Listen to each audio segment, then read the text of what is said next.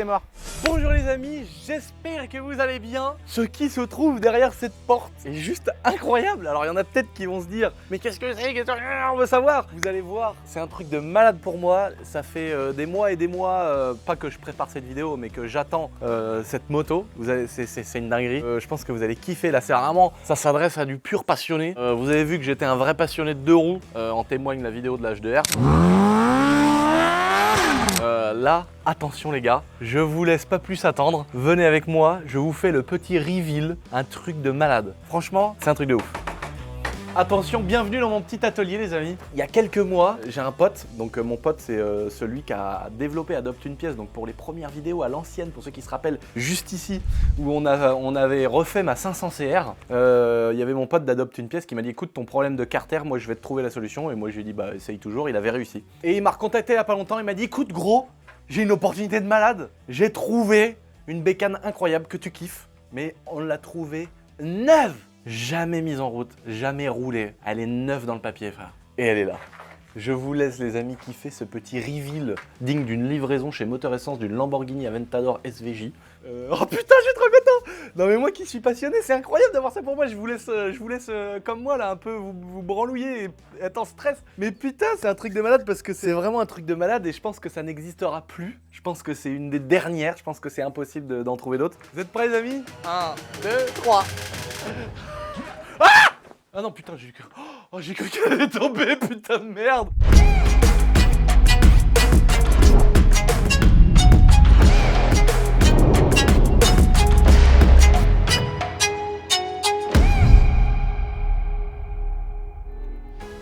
Les amis, pour information, on a sorti, les amis, sur mon petit site internet, un onglet déstockage où vous y retrouverez plein de vêtements à moins 50%, plein de réductions, plein de choses qu'on déstocke, même des produits récents, etc. Parce qu'on vous réserve dans les mois à venir des petites choses sympas. Donc si vous voulez vous faire plaisir, il y a un vrai déstockage, c'est pas machin et en fait t'as 5%, c'est un vrai truc. Donc allez voir ça si ça vous fait plaisir. Dernière petite info également, pour Starfobar, on a reçu les derniers t-shirts qui étaient en précommande suite à l'explosion du délire. Vous avez tout ce qui fait de ouf, donc c'est pour ça que quand j'avais dit bah, les prochains ça sera précommande et donc du coup ça arrive, c'est juste pour vous tenir informé pour ceux qui avaient commandé, ça va arriver, mais victime du succès de Starfobar, bah ça a mis plus de temps parce qu'on avait précommandé alors qu'on n'avait pas encore le matos. Donc en tout cas ça arrive chez vous très bientôt les amis. On a également quelques personnes du concours de la M3 en stock chez nous qui avaient mis une mauvaise adresse ou mal mis leur prénom ou pas leur numéro, etc.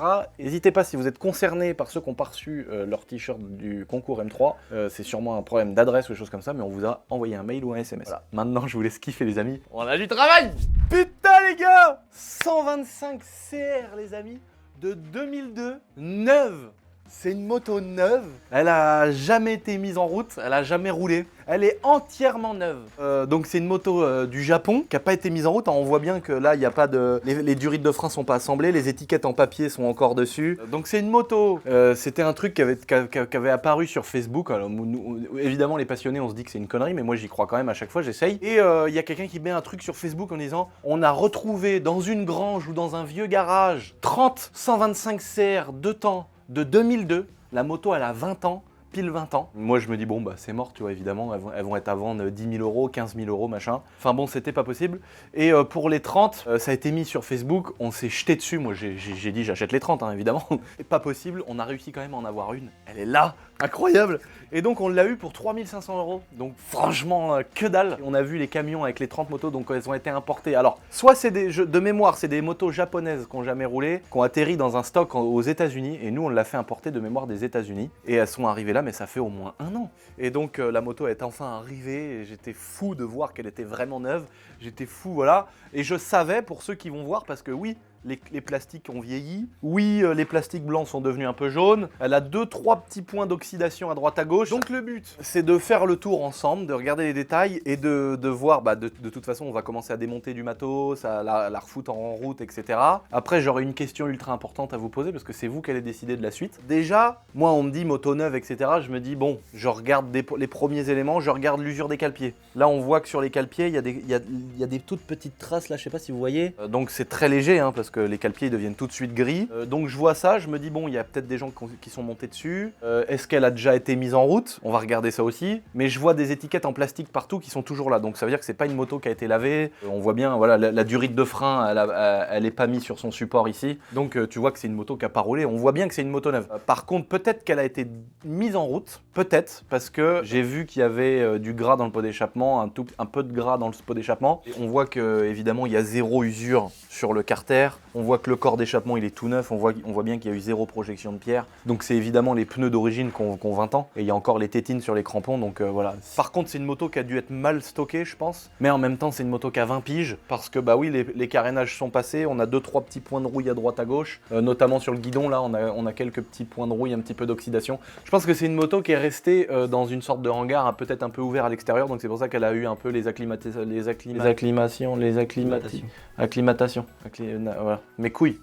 Voilà. Mais en tout cas, elle reste quand même sacrément propre. Premier point, les amis, quand on prend une moto comme ça, alors c'est un conseil de merde parce que personne ne va faire des unboxings, ou ça va peut-être concerner une personne, faire des unboxings de motos qui ont 20 ans, qui n'ont jamais démarré ou qui sont neuves. Donc il y a des choses quand même à voir, à savoir, à faire avant de foutre en route. Là, je pourrais pas mettre de l'essence, la démarrer, parce que je risquerais d'abîmer la mécanique, pour la simple et bonne raison que si l'huile elle a 20 ans, bah, elle a perdu tous ses attributs pour bien lubrifier le moteur et la boîte de vitesse. Parce qu'on rappelle sur ces moteurs-là, donc ces moteurs 2 temps Honda, c'est des super moteurs. C'est une super moto, mais c'est super moteur. Oh, putain, je vais essayer une moto qui a 20 ans neuve. Ça veut dire que je vais avoir cette sensation des commandes qui n'ont pas de jeu. Truc de ouf. Par contre, je vais peut-être l'essayer et dire c'est bon, elle marche. Je fais 3 mètres. Enfin, je me fais mon petit wheeling, mon petit tour de terrain. Et après, c'est terminé, frère. Elle va bibelot. Et là, passion, c'est la passion. Donc, il y a des choses à faire pour être sûr. Par exemple, je pense purger le liquide de frein pour le remplacer parce que bah, il doit être bien pérave. Donc, on va faire une purge de frein avant, une purge de frein arrière. D'ailleurs, petite dédicace à tous les passionnés qui me demandent depuis des mois de refaire une vidéo dans mon vieil atelier. J'aurais pu la faire dans mon atelier tout neuf à mon magasin de moto avec les outils dernier cri, les ponts, tout ce qu'il faut. Mais j'adore cet atelier, cette maison que j'habite plus parce que maintenant, comme vous le savez, j'ai le château. On a mis une partie de la maison à louer. En petit disclaimer, merci aux gens de pas venir. Il y a encore des gens qui viennent, etc. Ni au château, ni ici en fait. Enfin, il y a des gens qui habitent là maintenant. Il y a des gens qui louent la maison. Donc ça serait gentil de pas les déranger. Ça vous manquait les vidéos atelier, les amis. Donc on va repartir sur peut-être quelques petites vidéos de temps en temps. C'est comme les gitaneries, je vous en prépare une, mais il faut que ça reste des choses exclusives, d'accord? Donc là, prenez du plaisir, parce que moi j'en prends, putain. Alors, qu'est-ce qu'il faut faire? Donc, on va aussi vidanger le moteur. Je vous explique vite fait en gros, et après on attaque le démontage. Hein. On va kiffer ensemble, je pense que vous allez kiffer aussi. Je vais vérifier si l'allumage fonctionne bien. Ensuite, on va démonter le carburateur pour le foutre sur la table, faire un peu de place, et ouvrir le carburateur pour vérifier qu'il n'est pas encrassé, auquel cas on viendra le nettoyer, vérifier la liberté des gicleurs, voir qu'ils ne soient pas bouchés, etc. Purger les freins, le réservoir d'essence. Alors, bah déjà normalement quand tu renifles fort dans un réservoir, tu prends une petite défonce, qu'on appelle, comme diraient nos bons teufeurs. Non, là ça sent le plastique, ça sent peut-être l'essence un peu pourrave.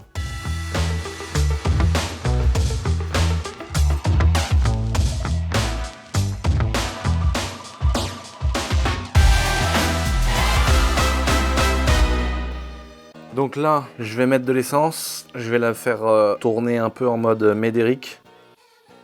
Ah putain! Putain mec, mais c'est mieux que la fraise! Oh l'odeur qu'ils ont réussi à faire, les salauds frère, à chaque fois je serais victime de ça. J'espère que j'ai un nettoyant prévidange, en tout cas ce que je sais, c'est que j'ai une patte de chevreuil frère. Je sais même pas ce que ça branle là. Et oui j'en ai un. Là, tac. Donc on va mettre de l'essence dans le réservoir déjà, voir si ça sort pas trop crados.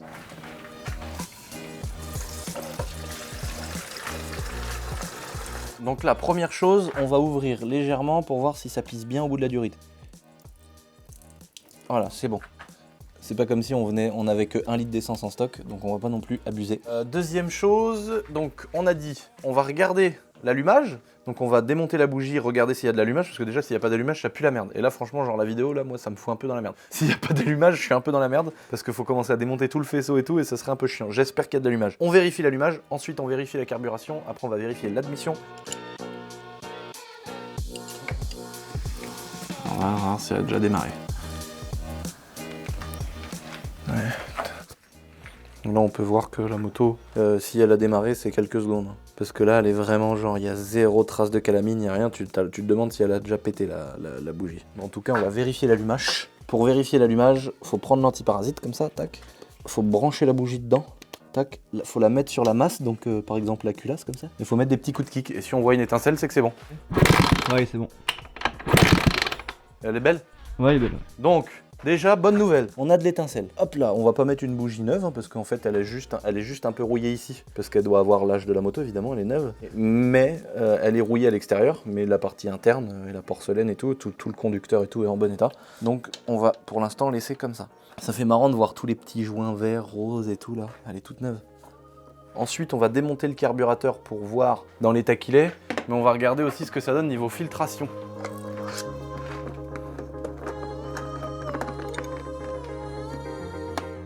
La petite housse de selle, mon gars, les petits carénages d'orige siglés Honda. Hop là, on va démonter la selle. Hop là. Oh oh non, regarde le filtre. Oh non, mec, regarde. Il a fondu, frère. Ah. Ah. Ah, regarde la mousse. Regarde, elle est toute... Oh, le truc de ouf. Oh là là, j'espère que c'est pas passé en la mission. Oh, t'imagines, ça fait 20 ans qu'il est là, le filtre, qu'il attend, frère. Lui, il attend de filtrer, frère. Dans les tailles. Regarde comment il part en poussière, le truc. Incroyable. On va démonter ça et changer le filtre, les amis, pour repartir sur un beau filtre neuf graissé et une boîte à air nettoyée. Oh, Niette. Oh. Oh, frère. On dirait un vieux ovaire d'une vieille grand-mère de mort. Oh, juste le caoutchouc qui va sur le filtre. Oh.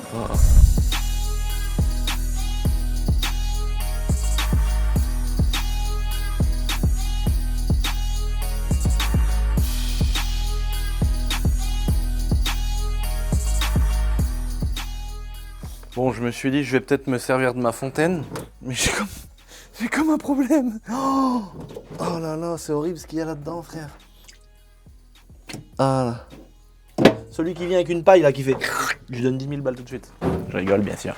Donc, maintenant, j'ai retrouvé un bon vieux filtre à air, et qui me semble pratiquement être un de 125CR. Il a la forme pointue et tout a l'air d'être pas mal. Bon, c'en est pas un, mais ça ressemble beaucoup. Et de toute façon, tous les filtres à air, si tu les tritures un peu, ils vont sur toutes les motos. Air Filter Oil, voilà. Avant, j'avais de l'huile que tu mettais dans un pot, et puis il fallait le mettre dans un sac, c'était galère. Là, tu peux vraiment, tu vois, tu peins ton truc comme ça, tu le remplis comme ça, bien, quoi. Pas trop, mais... Tu vois, faut pas insister, mais faut qu'il soit bleu, quoi. En fait, quand tu fais un filtre, quand tu le graisses bien, en général, faut laisser reposer une nuit. Comme ça, les petites gouttes d'huile, elles ont le temps d'aller vers le fond. C'est pour ça que j'en mets pas trop. Là, maintenant, je vais mettre mon petit support que j'aurais dû mettre, évidemment, avant. Hop là. Et donc là, comme à ma grande habitude, alors il y en a qui le font, il y en a qui le font pas, il y en a qui sont pour, il y en a qui sont pas pour. Mais moi, je mets de la graisse comme ça évite aux petites particules que tu évites d'entrer ici par la graisse bleue que tu mets. Là, ça évite à ces particules-là de rentrer sur le côté où tu plaques le filtre dans la boîte à air de la moto. Surtout les mecs qui roulent un peu dans le sable ou les mecs qui vont dans des endroits très poussiéreux et tout. Moi, je conseille de le faire. Après, je suis pas mécanicien. Tac, regarde ça. Neuf dans le papier. Un petit filtre air tout graissé. Le but, c'est qu'en fait, la graisse, elle vienne bien s'appliquer, qu'elle vienne bien s'écraser sur tout le bord en plastique en fait de la boîte à air pour qu'il n'y ait vraiment aucune impureté qui passe autour. Donc maintenant, on a de l'allumage. On a un filtre à air qui est fait, qui est tout neuf. Putain, dans l'état qu'il était l'autre, frère, guette. On dirait un dégueulis un lendemain de soirée, frère. Maintenant, démontage du carburateur et nettoyage, gros nettoyage du carbu. Et puis ensuite, il nous restera la vidange et ensuite un coup de kick pour voir si elle démarre. Moi, ce que je fais, j'utilise aussi une petite graisse un peu comme du WD-40 là, pour essayer de graisser un petit peu les vieux caoutchoucs là. Tac, là on bourrine un peu, mais le but c'est que ça sorte sans faire trop chier. J'essaye de décaler le collier après dans le fond pour éviter de mettre des à-coups, de marquer un peu la mécanique. Et après je viens choper le carbu comme ça. Tac, tu vois, hop. Voilà. Donc les colliers sont là. Le carburateur. Là maintenant je vais démonter le dessus du carbu pour enlever le boisseau. Donc ça le boisseau en fait c'est ce que tu tires avec ta poignée d'accélérateur. Tu vois quand tu accélères, hop tu tournes le boisseau ici. Ah mais si, il y a de la merde.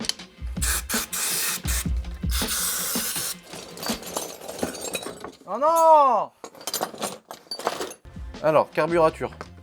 Donc là on commence à chaque fois par démonter la cuve. Donc là les trois vis qui sont là. Et on va pouvoir regarder les gicleurs de ralenti et le gicleur principal. Et c'est comme ça qu'on va voir si c'est encrassé, s'ils sont bouchés ou pas. Sur une moto comme ça, je pense pas, mais par contre, peut y avoir un peu de merde dedans. Je pense qu'on sera pas sur des gicleurs bouchés, mais peut-être sur un fond de cuve un peu crado. Je refais vite fait l'empreinte. Ça, je l'ai un peu... Je pensais qu'il allait venir comme le reste. Oh putain! Un Mikuni de sa grand-mère la pute! Mikuni! Ah oui, d'accord. Et donc là, on peut voir... Oh, le carnage, les gicleurs et tout. Oh, le tas de moutres. Oh, le tas de merdasse dedans, frère. Ah ouais, même les gicleurs, ils vont être sucettes. Ça, c'est les petits flotteurs que t'as dans l'intérieur de ton carburateur. Quand ton essence est ouverte, ça vient se remplir en essence. Les flotteurs viennent se mettre ici. Et c'est ça qui vient réguler, en fait, ton carburateur. Oh putain, le tas de merde dedans, quoi. Donc on va démonter les petits gicleurs, on va voir ça tout de suite. Est-ce qu'on voit dedans? Ah oui, par contre, ils sont pleins de merde, mais on voit dedans. Donc ils sont pas fufés. Là, il y a le gicleur de ralenti, du coup. Voilà, ça c'est le gicleur de ralenti. Oh putain, lui il est bouché, frère. Alors que lui, par contre, là le meilleur, les amis, pour déboucher un petit gicleur de ralenti comme ça, c'est de trouver un câble. Tu prends un petit câble de frein comme ça. Le mieux, c'est d'enlever un fil du câble. Là, tu vois, tu chopes un petit bout du câble. Tac, tu le déroules comme ça. Là, tu le fais tourner un peu dedans comme ça. Tu le fais tourner, tu essayes de le rentrer dedans. Un bout du câble, tu le mets dans l'étau. Hop. Et là, après, tu prends ta longueur. Et là... Après, tu fais pas ça pendant 8 ans parce que tu vas lui rajouter de l'ouverture à ton gicleur. C'est mort. Ah, stop. Voilà. Ah, il est chaud comme la braise, il est chaud comme Lucien. Après, l'autre, c'est pas compliqué. Tu lui mets juste un petit coup de nettoyant frein. C'est bon. Maintenant, va falloir regarder là-dedans. Mais ça a l'air tout propre. Mais je vais quand même lui mettre un petit coup de produit.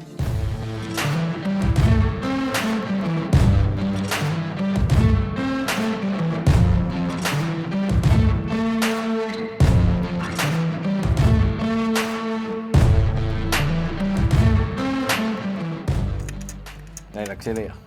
Voilà. Un petit coup de nettoyant frein dans la boîte à clapet parce que je suis pas sûr qu'elle soit neuve.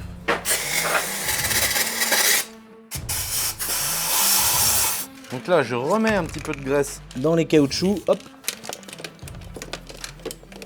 Voilà. Là, faut y aller au doigté.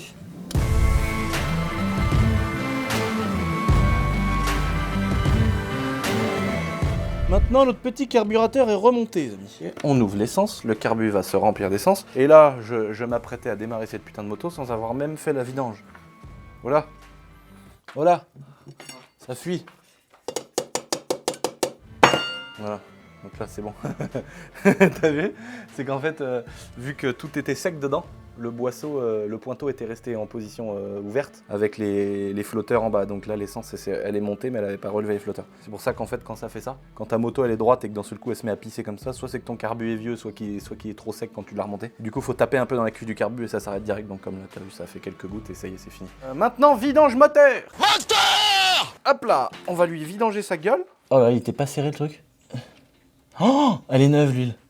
Donc là, elle est toute marron, l'huile, elle est toute neuve. Mais je suis pratiquement sûr que quelqu'un qui s'y connaît mieux que moi me dira que j'ai bien fait de le faire. Parce que même si elle paraît neuve, à mon avis, les additifs et tous les trucs dedans, toutes les propriétés de l'huile sont un peu vieilles avec le temps. C'est pour ça que d'ailleurs, chez Lambeau, ils te disent ta vidange, même si tu roules pas ta voiture, faut la faire tous les ans. Bon après, tous les ans, c'est peut-être un peu abusé. Mais... Donc moi, j'utilise la box extrême de Hippon. Donc c'est de l'huile qui est spécifique pour les boîtes de vitesse et moteurs 2 temps. Là encore une fois, la lubrification du moteur, comme je disais au début, elle se fait différemment. Donc un moteur 2 temps, c'est l'essence, donc le mélange essence-huile qui va venir lubrifier le moteur, donc la partie cylindre, piston, vilebrequin. Pour toute la partie boîte de vitesse, carter, embrayage, etc., ça va être une huile différente puisqu'elle n'est pas mélangée avec l'essence et qu'elle est dans le moteur, dans ce réservoir d'huile qui est à l'intérieur de la boîte de vitesse et des carters. Et pour ça, il faut utiliser une huile de moteur spécifique pour les moteurs 2 temps. Et moi, j'utilise évidemment la box extrême de chez Hippon, qui est l'huile la plus adaptée pour mettre là-dedans. Mais après, il y a d'autres huiles qui peuvent très bien y aller. Et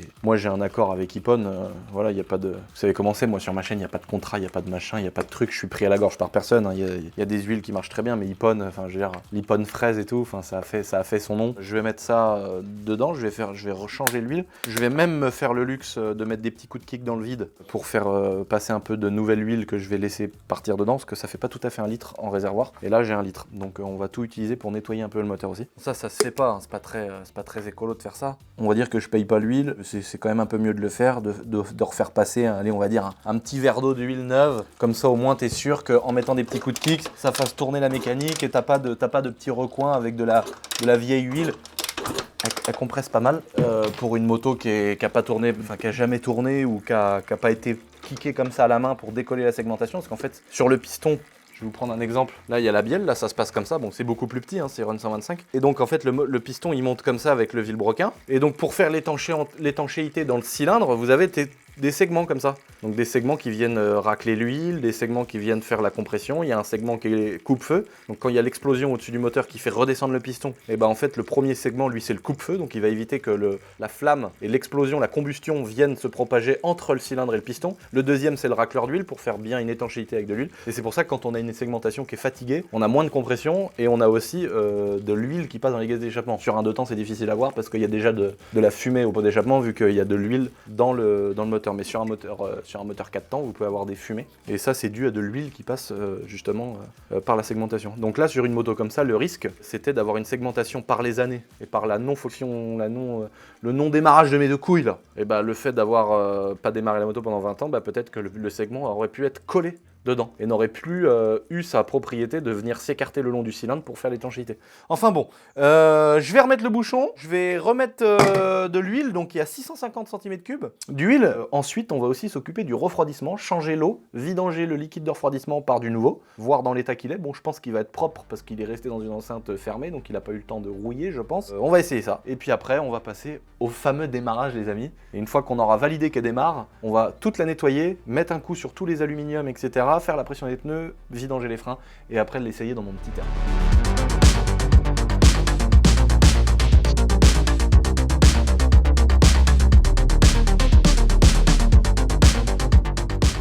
Hop, et c'est là qu'on va pouvoir vidanger. Oh. Ah! Mon de Dieu, il y a de la presse dedans. Putain, il a l'air tout neuf le liquide.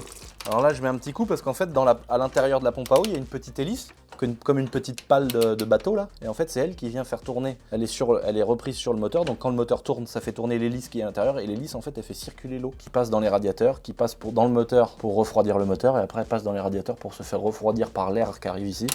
Et donc c'est pour faire tourner l'eau à fond quoi. Donc c'est pour ça que je tourne, des fois ça enlève quelques petites gouttes. Donc voilà. Là le but ça va être de remplir à fond, presser les durites pour faire remonter les petites bulles d'air. On y est presque les amis, au premier démarrage. Ah c'est une vidéo de passionné là. Non passionné s'abstenir là. Attention. Oh non, j'ai pas de liquide de refroidissement. Oh non, là je peux pas mettre de l'eau. Si je peux faire ça? Si. A few moments later. J'ai une cuve de liquide de refroidissement neuf et du coup des fois quand il n'y en a plus dans le bidon, je vais là-bas, je mets du liquide de refroidissement neuf dans un bidon, c'est fait exprès en fait. Oui, c'est du liquide de refroidissement transparent, ça existe aussi, hein, comment c'est pas... Oh là là, les gens ils critiquent frère. Comme si j'allais mettre de l'eau frère dans une moto qui a 20 ans, n'importe quoi, tu sais. Tout le temps, tu vois. Putain, même sur le bouchon, il y a l'étiquette d'époque, alors normalement elle est partie depuis longtemps celle-là, tu vois. Never open with hot chocolate. On a compris, c'est une bombe. Pas l'ouvrir quand c'est chaud, sinon tu peux la prendre en pleine gueule. Oh la selle neuve, toute blanche. Regarde, Honda d'origine frère. Regarde ça, cette beauté frère. Le plastique de la selle est blanc. Alors que normalement ces motos là il est jaune. Regarde, aucune trace d'usure. Normalement la selle, tu sais vu qu'elle repose sur l'aluminium, la selle, à force de rouler là, les soudures elles sont toutes poncées. Normalement t'as des grosses traces ici un peu noires. Là regarde, le cadre il est tout neuf. Toutes les soudures sont neuves. Elle est neuve. Oh là là, la beauté, ça a tellement plus de valeur à mes yeux qu'une moto neuve d'aujourd'hui, tu vois. Bon là c'est un gros moment les gars, ça va être le premier démarrage. Oh putain. Alors, on a ouvert l'essence, on va mettre le starter. On va amener l'essence tranquillement.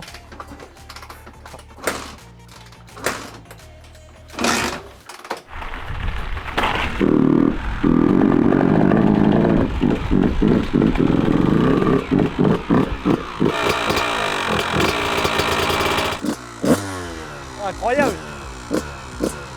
Oh le bruit.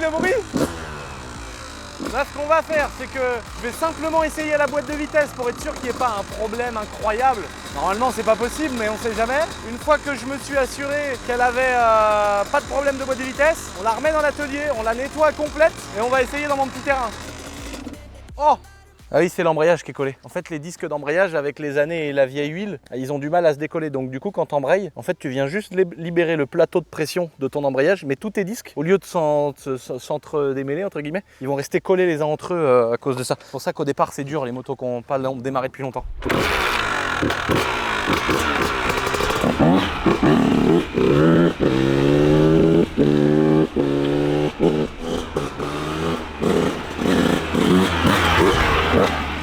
C'est incroyable. Ah, fume. Lucien, il a mis de l'huile. Bon, là, les puristes, vous regardez pas ce que je suis en train de faire, d'accord? Là, on n'avait pas préparé le truc. En attendant d'avoir la pièce, on met des rilsans. Ça va, y a pas mort d'homme. Moi, j'ai voulu avoir le premier démarrage avec vous, les amis. Tu vois, j'ai voulu kiffer en même temps que tout le monde. J'ai pas commencé à faire un check-up sur la moto, à dire alors là je vais prendre ci, je vais prendre ça. J'ai pris la moto, voilà, pourvu qu'elle démarre. Alors, purge de frein les amis. Là, attention. Alors, comment ça se passe? Il y en a plein qui savent comment faire, mais du coup voilà. Là, on démonte le petit cache de l'étrier, la petite protection d'origine de petit étrier qui a bien jauni avec le temps. Les petites vis sont neuves, c'est incroyable. On a le petit capuchon juste ici, sur la petite vis de purge, sur lequel on va brancher une petite durite. Je vais même mettre d'ailleurs avant ma clé plate de 8 et on branche une petite durite sur cette vis. Donc là, j'enlève le petit réservoir. Alors, il y a beaucoup de motos où c'est des réservoirs externes. Là, c'est le petit réservoir, il est directement dans le mètre-cylindre de frein arrière. Et donc, en fait, là, je viens enlever le petit capuchon dans lequel se trouve la petite réserve de liquide de frein. Et en fait, je vais m'assurer qu'il y a le niveau avant de commencer à purger pour pas aspirer de l'air et que ce soit toujours irrigué en liquide de frein. Là, on a le petit bouchon avec la grande quéquette à l'intérieur, le petit dildo. Donc ça, le petit dildo en plastique là, il sert à bien maintenir le niveau à l'intérieur et éviter que ça se secoue dans tous les sens quand tu fais de la motocross. On va lui en mettre à ras la gueule, donc j'utilise du Dot 4. Encore une fois, Ippon. Ils vont se dire, ah, le salaud, placement de produit. Mes couilles, tiens, mes couilles si vous n'êtes pas content. Voilà. Oh là là, j'en mets partout, mais quel charron. Et donc là, on va appuyer, tac, pour purgette. Et donc je vais maintenir ma pédale appuyée à fond. Et là, je vais ouvrir ici. Et là, vous voyez le liquide qui rentre. Tu vois, je fais bien de le vidanger, parce qu'il est noir, le bordel. Et donc là, j'ai ouvert avec ma clé, j'ai refermé, en restant appuyé. Maintenant, je repompe. 1, 2, 3, 4, 5, 6, une vingtaine de fois à peu près. T'es pas obligé de faire autant. Donc toujours vérifier, en fait, qu'il en manque pas dans le réservoir. On est quand même sur... On est un peu moins foncé ici que là déjà. Et du coup, le fait de changer le liquide hydraulique, là, le liquide de frein, en fait, ça vient enlever toutes les petites merdasses qui étaient devenues... voilà, le liquide s'est désagrégé. Alors, c'est pas un liquide qui a chauffé, mais c'est un liquide qui a vécu avec le temps et qui a changé, quoi. Et donc, le fait de faire ça, hop, ça va nous redonner plus de réactivité dans la pédale, un freinage plus direct et un truc plus sûr, quoi. Là, maintenant, mettre cylindre de frein avant, et là, regardez, jamais démonter, regardez-moi les vis, les petites vis rouillées. Et du coup, là, faut bien faire attention pour pas foirer le truc. Hop, pour être sûr qu'on est dedans. Ah! Non! Ah, putain, cool. Elle est venue, putain, elles étaient rouillaves un peu. Putain, celle-là me fait peur. Oh non! Elle vient pas. Oh!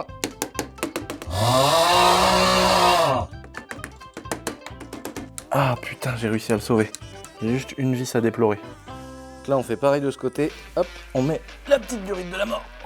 Ah, il a pas l'air aussi moche celui-là. Ah ouais, t'as vu?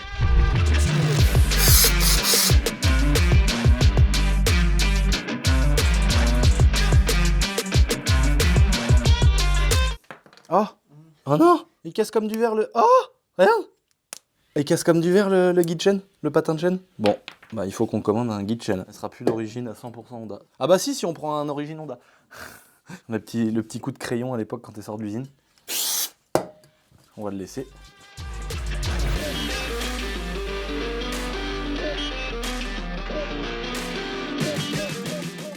Alors là, comme on voit, hop là. Alors le 13-9-02. Ah ouais, c'est ça. La date de fabrication, là, 13-9-02. Donc le jour 13, 9 septembre 2002. L'année de la fabrication des pneus.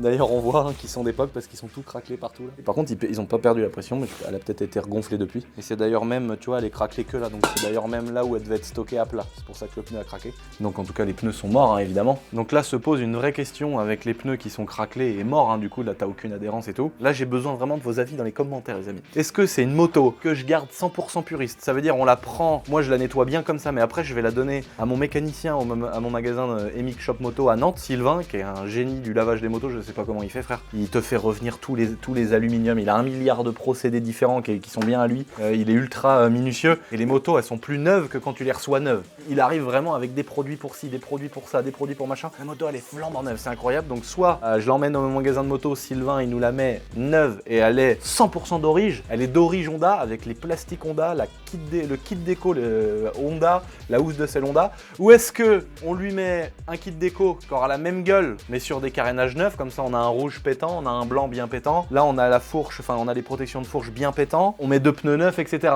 Là c'est vous qui allez me dire les amis et je ferai mon choix en fonction de ce qui va revenir le plus dans les commentaires. Donc surtout, dites-moi, est-ce qu'on part sur changement des carénages et remettre une déco style origine et on change les pneus, etc. Mais moi dans l'idée c'est une moto que je vais rouler 1 ou 2 fois pour me faire un kiff et voilà. Et après le but c'est pas, je sais même pas si je vais la roder en fait, hein. Le but c'est limite de l'avoir et de la posséder neuve comme ça. Ou est-ce que je la possède neuve avec les carénages d'origine ou est-ce qu'on lui met des carénages neufs et des pneus neufs? Voilà, à vous de me dire dans les commentaires les amis. J'ai retrouvé dans mes vieux placards un kit de produits d'entretien, la boiserie. Non mais regarde ça, rénovateur tableau de bord frère. Le logo, la boiserie frère, regarde. On a nettoyant carrosserie sans eau, la boiserie avec Lulu sur la Audi R8 dorée frère. Ça fait partie de mes petits échecs les amis. D'ailleurs je vous prépare une petite vidéo sur ma chaîne secondaire sur un échec. Je parle quand j'entreprends des choses hein, évidemment parce qu'il y a des choses aujourd'hui qui vont pas trop mal. Et puis il y a forcément aussi des choses qui foirent.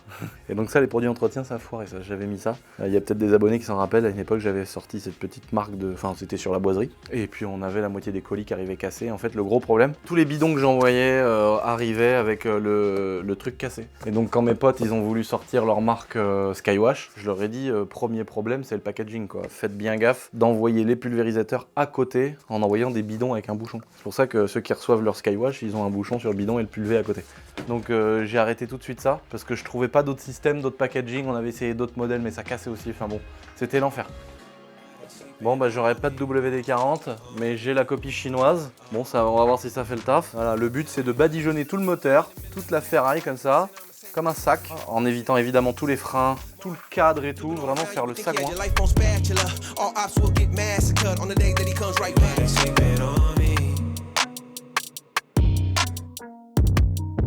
Bon les amis, maintenant qu'on s'est occupé de la filtration, de la carburation, de vidanger le moteur, de vidanger le liquide de refroidissement, de mettre de l'essence évidemment, et puis de s'occuper de purger le frein avant ainsi que le frein arrière avec cette putain de merde de vis, mais on s'en sort vraiment bien, parce que du coup j'ai réussi à retrouver une petite vis, à percer, à tarauder, à remachiner, à remettre une bonne vis. D'ailleurs c'est une vis YCF, donc bon bah voilà, elle aura un patin de chaîne qui sera pas Honda, parce que je vais pas aller me faire cloquer à 80 balles le truc, je vais mettre un accessoire évidemment. Et puis là, bah, elle a une vis YCF. Elle est trop belle. Je suis pressé d'aller essayer de faire les premiers tours de roue. Bah, du coup, elle est en rodage, c'est une moto neuve. Donc, on va aller essayer dans le petit terrain. On va essayer vite fait là et voir comment ça marche. On va bien la faire chauffer. Et allez essayer ça tout de suite, les amis. Allons le vieux. Là, le bolide. Au quart de tour.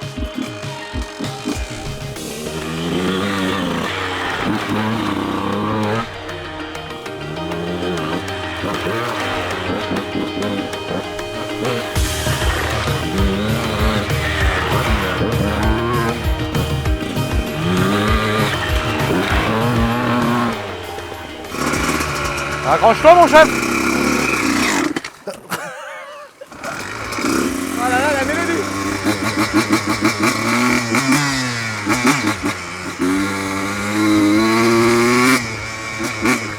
Elle a l'air d'être en santé hein.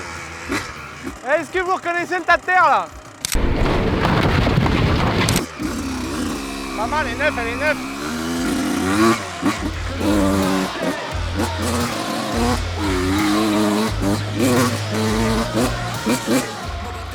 Mon gars, les vieux pneus qui ont 20 ans, tu prends un virage, le cul il glisse direct. Du coup, je peux pas trop ouvrir, tu vois.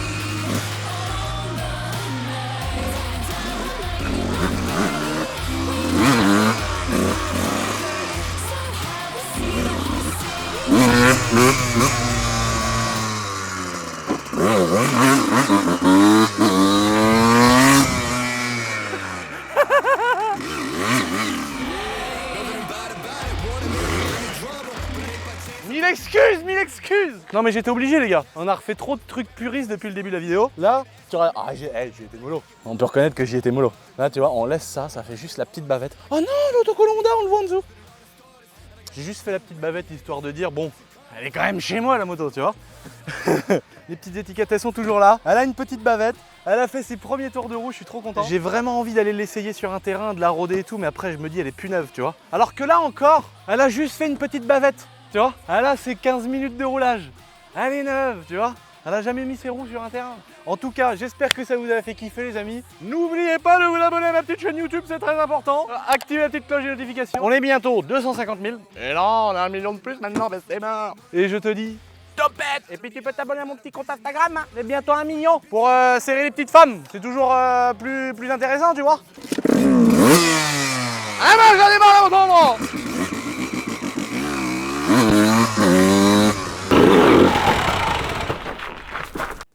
Les motos, moi, je les monte comme les bonnes femmes dans les camions, je le dis, Yette, un petit coup de machin comme ça. Et c'est parti pour vous, il y a des raclis. Allez, abonne-toi, enculé.